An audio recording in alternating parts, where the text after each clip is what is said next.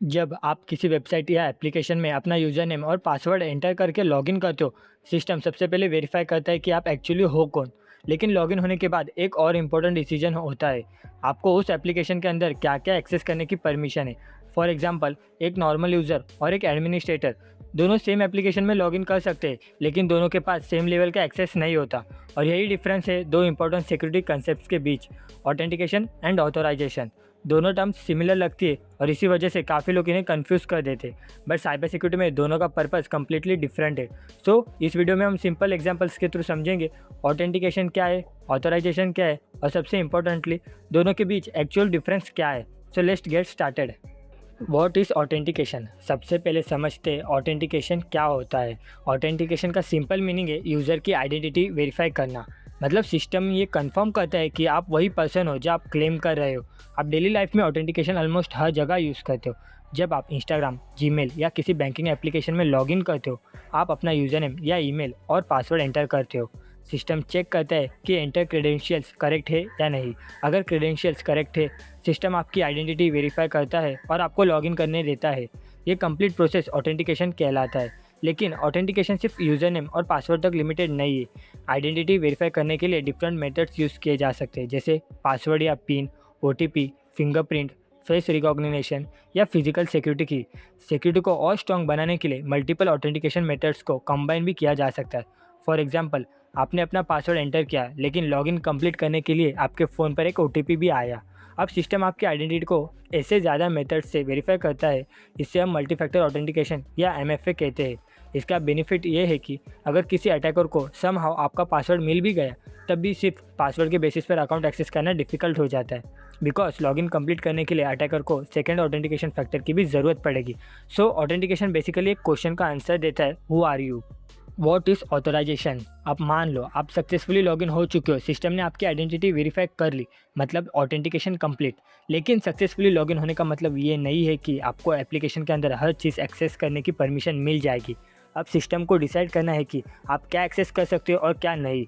और यहीं पर ऑथराइजेशन का रोल स्टार्ट होता है। ऑथराइजेशंस डिटरमाइन करता है कि एक ऑथेंटिकेटेड यूज़र को सिस्टम के अंदर कौन से रिसोर्सेज और एक्शंस एक्सेस करने की परमिशन है। एक सिंपल एग्जांपल लेते हैं। मान लो एक कंपनी के इंटरनल सिस्टम में 3 टाइप्स ऑफ यूज़र्स है, एक एम्प्लॉय, एक मैनेजर और एक एडमिनिस्ट्रेटर। तीनों यूज़र्स अपने यूज़र नेम और पासवर्ड से सक्सेसफुली लॉगिन कर सकते हैं। मतलब तीनों यूज़र्स ऑथेंटिकेटेड है, लेकिन एक नॉर्मल एम्प्लॉय सिर्फ अपनी प्रोफाइल और असाइन वर्क एक्सेस कर सकता है। मैनेजर को अपनी टीम की रिपोर्ट्स और कुछ एडिशनल रिसोर्सेज का एक्सेस मिल सकता है। और एडमिनिस्ट्रेटर के पास यूज़र्स मैनेज करने या सिस्टम सेटिंग्स चेंज करने जैसे एडिशनल परमिशंस हो सकते हैं। सिस्टम सेम है, सभी यूज़र्स ऑथेंटिकेटेड है, लेकिन सबके एक्सेस लेवल्स डिफरेंट है, बिकॉज उनकी ऑथराइजेशंस परमिशंस डिफरेंट है।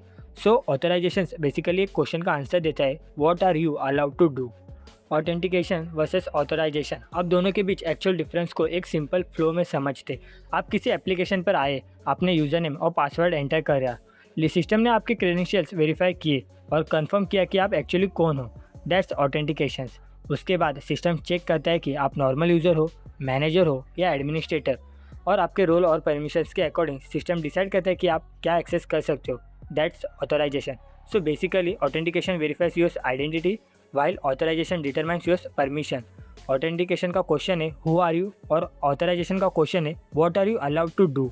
और नॉर्मली ऑथेंटिकेशन कम्स फर्स्ट, उसके बाद आता है ऑथराइजेशन। अब क्वेश्चन है, साइबर सिक्योरिटी में ऑथेंटिकेशन और ऑथराइजेशन का डिफरेंस समझना इंपॉर्टेंट क्यों है? बिकॉज किसी एप्लीकेशन का ऑथेंटिकेशन सिस्टम सिक्योर हो सकता है, लेकिन उसकी ऑथराइजेशन में फिर भी वल्नरेबिलिटी हो सकती है।